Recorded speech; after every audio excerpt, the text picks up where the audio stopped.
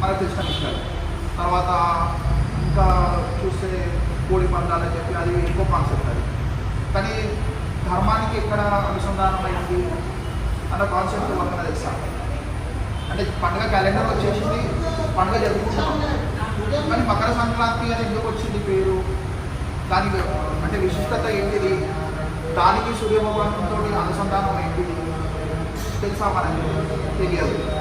అంటే క్యాలెండర్ వచ్చేసింది, పండుగ చేసుకుంటున్నాము, అంతవరకు ఓకే.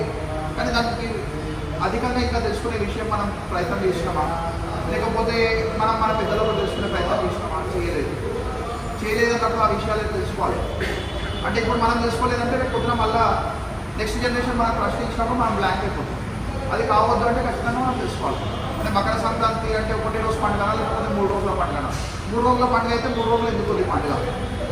మొదటి రోజు భోగి పండుగ అని చెప్పి చేస్తాం.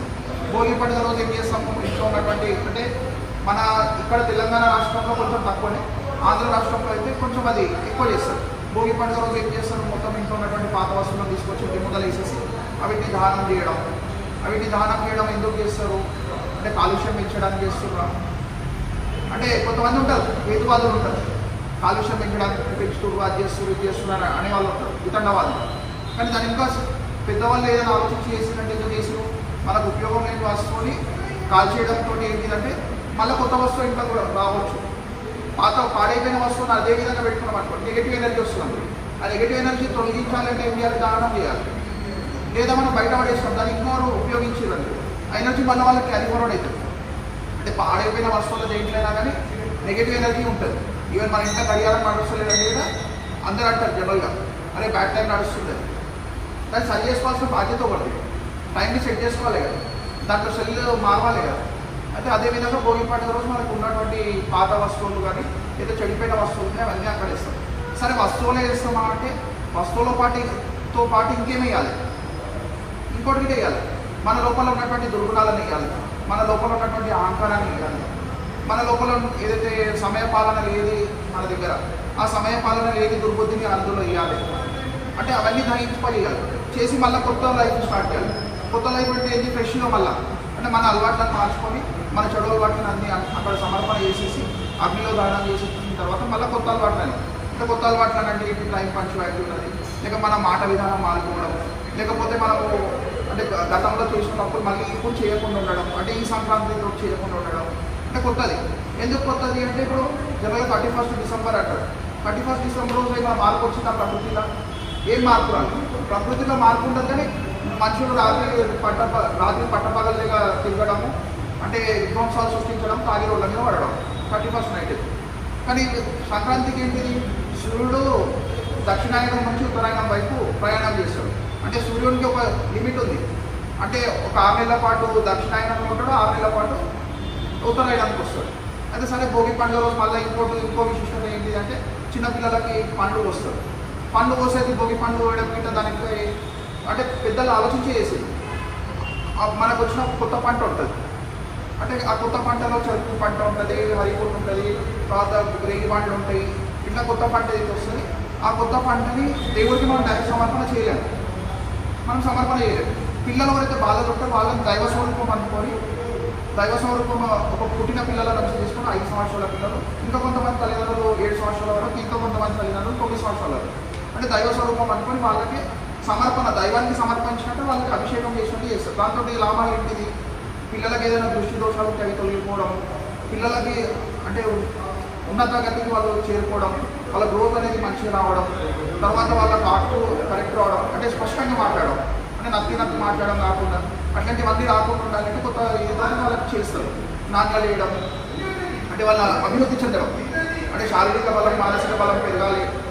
ఇంకోటి వస్తువులు పరిచయం కావాలి, అంటే ఆ టైంలో గ్రాస్పింగ్ పవర్ ఎక్కువ ఉంటుంది పిల్లలకి. అంటే ఆ ఏజ్ పర్టికులర్ ఏజ్, ఆ ఏజ్లో గ్రాస్పింగ్ పవర్ ఉన్నప్పుడు కొత్త వస్తువులు వాళ్ళకి పరిచయం చేయడం, వస్తువుల రూపంలో చూసి వాళ్ళ ఐడెంటిఫికేషన్ ఎక్కువ చేస్తారు. దాని తర్వాత వాళ్ళకి విద్యాభ్యాసం అనేది 8 సంవత్సరాల తర్వాత ఉండేది ప్రాచీన కాలంలో. కాకపోతే ఇప్పుడు ప్రభుత్వాలు ఏం చేసినట్టే దాన్ని 3.5 years చేసేసి. ప్రాచీన కాలంలో అయితే ముందు తల్లి ఇంట్లో గురు, తండ్రి ఇంట్లో గురు, వాళ్ళు నేర్పించిన తర్వాత వాళ్ళు విద్యాభ్యాసాన్ని గురుకులానికి వెళ్ళేది 8 సంవత్సరాల వయసులో. కానీ అది మారిపోయింది ఇప్పుడు. సరే కాలక్రమంలో మార్పులు చాలా వస్తుంటాయి. సరే భోగి పండుగ విశిష్టత ఇట్లా ఉంది. సరే మకర సంక్రాంతి వచ్చేసి మకర సంక్రాంతికి సూర్యుడు దక్షిణాయనానికి ఉత్తరాయణానికి ప్రయాణం చేస్తాడు. మకర సంక్రమం అవుతుంది. అయినప్పుడు కొత్త పంటలు ఏవైతే వస్తాయో అన్నింటికి రైతులందరూ ఉత్సవం చేసుకుంటారు. ఆవు పేడ తీసుకొచ్చి ఆవు పేడతో గొప్పలు పెట్టడము, అక్కడ వాళ్ళు ధాన్యం ఏదైతే ఉంటుందో ఆ ధాన్యం మొత్తం వేయడం. ఇంకోటి ముగ్గు కూడా బియ్యంతో ముగ్గు వేస్తారు. బియ్యం పిండితో ముగ్గు ఎందుకు వేస్తారు? ఇవాళ రైలు వచ్చింది మనకి, కానీ గతంలో బియ్యం పిండితో వేస్తుండే. అంటే మన పూర్వీకులు ఎంత ఆలోచించారు అంటే ఒక చీమతో తీసుకొని ఒక పక్షి వరకు ఆహారం తినవచ్చు అంటే బియ్యంతో ముగ్గు వేయడంతో ఏది చీమలన్నీ తినేస్తాయి. తినేసి వెళ్ళిపోతే చీమకు కూడా ఆహారం దొరుకుతుంది. అంటే ఏ ఒక్క ప్రాణి కూడా భూమి పైన ఉపవాసం ఉండొద్దు అన్న దృష్టితోటి అక్కడ పెట్టడం జరిగింది. తర్వాత బొగ్గ మీద చుట్టూ ధాన్యం వేస్తారు. అవి ఇంకో జంతువులు కానీ మేకలు కానీ ఇట్లా ఏదైనా తీసుకొని తినేస్తాయి. అవి అన్నింటితో ఉపలబ్ధి ఉండాలి అన్న సమర్పణ భావం. అంటే మనిషికి జంతువులతోటి ఒక కలయిక ఉన్నది, సంబంధం ఉంది, సత్సంబంధం ఉంది అని చెప్పేసి ఒక ప్రతీక. దాని తర్వాత సంక్రాంతి రోజు మనం సూర్యభగవానికి ధన్యవాదాలు చెప్తాం. ఎందుకు చెప్తాము? సూర్యభగవానుడు ఎప్పుడైతే ఉత్తరాయణంలో వస్తుందో శుభప్రదం అంటారు. అంటే దక్షిణాయనం కానీ శుభప్రదం ఉత్తరాయణం. మనం ఏకాదశి వచ్చింది మనకి, వైకుంఠ ఏకాదశి, ఉత్తర ద్వారంలోనే ప్రవేశం అని చెప్పి. ఎందుకంటే ఉత్తర ద్వారమే మనకి ఎక్కువ ఇది అనుకుంటాం. అయితే సూర్యుడికి ఉత్తరం నుంచి ఉదయిస్తాము, పంట పొలాలు మంచిగా వస్తాయి, పూత అనేది అయిపోతుంది, పొలాలని నాటేయడానికి అని చెప్పేసి దున్ని పెడతారు. తర్వాత వర్షాకాలం ఆరంభంలో ధాన్యం అనేది వేస్తారు. వేసేసి అప్పుడు నాటేసిన తర్వాత మళ్ళీ కొత్త పంట మొదలవుతుంది. అంటే ఒక ఉత్తరాయణంకి. దాని తర్వాత ఉత్తరాయణంలో ఇంకో విశిష్టత ఉంది. ఏంటిది అంటే భీష్మ పితామహ అందరూ విని ఉంటారు మహాభారత యుద్ధంలో. అంటే కౌరవులకు గురువుగా ఆయన నిర్వహించినటువంటి బాధ్యత. అయితే వారికి ఎప్పుడైతే బాణాలన్నీ తగిలిపోతే అర్జునుడు బాణాలు తగిలిన తర్వాత వారు శైవ పైన పడుకున్న తర్వాత వారికి ఒక వరం ఉంటే తన ఎప్పుడైతే మృత్యు కోరుకుంటాడో అప్పుడే మృత్యు వస్తుంది, మిగతా సమయంలో మృత్యు రాదు. వారికి ఒక వరం ఉండే. ఆ వరం ప్రకారంగా వారు ఏం చేసి దక్షిణాయనంలో వారికి బాణాలు పుచ్చుకున్న వెంటనే ప్రాణాలు వదలలేదు. అప్పట్లో బాణాలకు విషం పెట్టి ఉపయోగించేది. అంటే బాణాలే ఆయుధాలు. అంటే విషం పెట్టి కొట్టగానే మనిషి ఎదురు మనిషి పడిపోతుంది. కానీ భీష్మ పితామహకి ఎటువంటి వరం ఉంది అంటే వారు కోరుకున్నప్పుడే మరణం అనేది ఉండేది. ఆ మరణం ప్రకారంగా వారు దక్షిణాయనం అయిపోయింది, మకర సంక్రమం అయిన తర్వాత ఉత్తరాయణంలోకి సూర్యుడు వచ్చిన తర్వాత భీష్మాష్టమి రోజు వారు ప్రాణత్యాగం అనేది చేయడం. అంటే మకర సంక్రాంతి అయిపోయిన తర్వాత భీష్మాష్టమి వస్తుంది. ఆ భీష్మాష్టమి రోజు వారు ప్రాణత్యాగం చేస్తారు. అంటే ఉత్తరాయణం ఈ మధ్యకాలంలో ఏం చేసారు అంటే రాజధర్మం ఏంటిది బోధన చేసారు. అంటే రాజ పరిపాలన ఎట్లా ఉండాలి, రాజులు ఎట్లా తప్పులు చేయొద్దు, రాజులు ఏ విధంగా బతకాలి. తర్వాత విష్ణు సహస్రనామం భీష్ముడు చెప్పింది. ఇవాళ మనం విష్ణు సహస్రనామం వింటుంటాం కదా. విష్ణు సహస్రనామం వినడం ఏంటి అంటే భీష్ముడు తను స్వతహాగా నోటితోటి పలికినటువంటి వాక్కులు.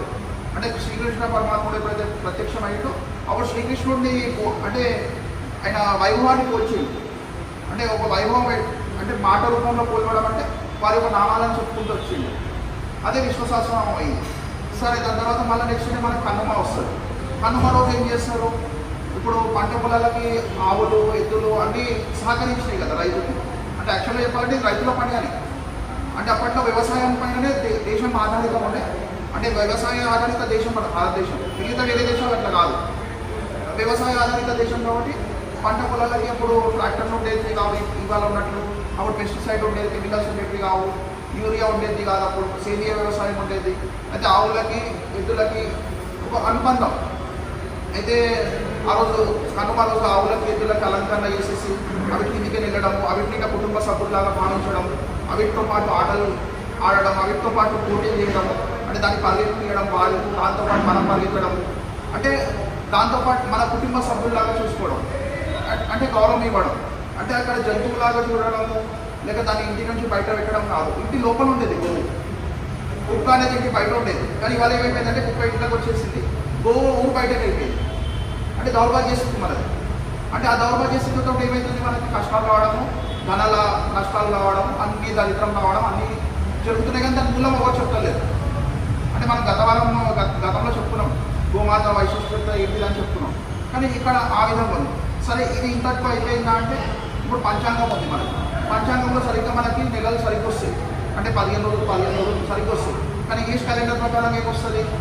28 డేస్కి వస్తాయి, 29 డేస్కి వస్తాయి, 31 డేస్కి వస్తాయి, 30 డేస్కి వస్తాయి. ఎందుకంటే వాళ్ళు టైం అడ్జస్ట్మెంట్ చేసుకుంటారు వాళ్ళు. కానీ మనకు టైం అడ్జస్ట్మెంట్ ఎట్లా ఉంది? గ్రహాల స్థితిగతుల పైన ఉంది. మనకు అధిక మాసం 4 సంవత్సరాలకు ఒకసారి అధిక మాసం వస్తుంది. అంటే అధిక మాసం అని చెప్పి క్యాలిక్యులేషన్ చేసేస్తాం మనం. అంటే మ్యాథమెటిక్స్ కానీ లేకపోతే పంచాంగం భూగోళికంగా మనకు శాస్త్రం భూగోళ శాస్త్రం అనేది మనకే ముందు తెలుసు భారతదేశానికి. దాని ప్రకారం మనకు అక్యురేట్గా ఉండేది. అంటే తిథులు నవగ్రహాలు తర్వాత తిథులు నక్షత్రాలు ఇవన్నీ మనకు ముందే తెలుసు. అంటే 27 నక్షత్రాలు అని చెప్పేసి తిథులు అంటే పంచమి అష్టమి ఇట్లా ఈ విధంగా తిథులు ఏవైతే తిథులు మనకు తెలుసు. కానీ వాళ్ళకి తెలియదు. వాళ్ళకి తెలియదు టైం అడ్జస్ట్మెంట్ చేస్తారు. అంటే మనకన్నా మనతోటే వాళ్ళు నేర్చుకుంటారని చెప్పొచ్చు.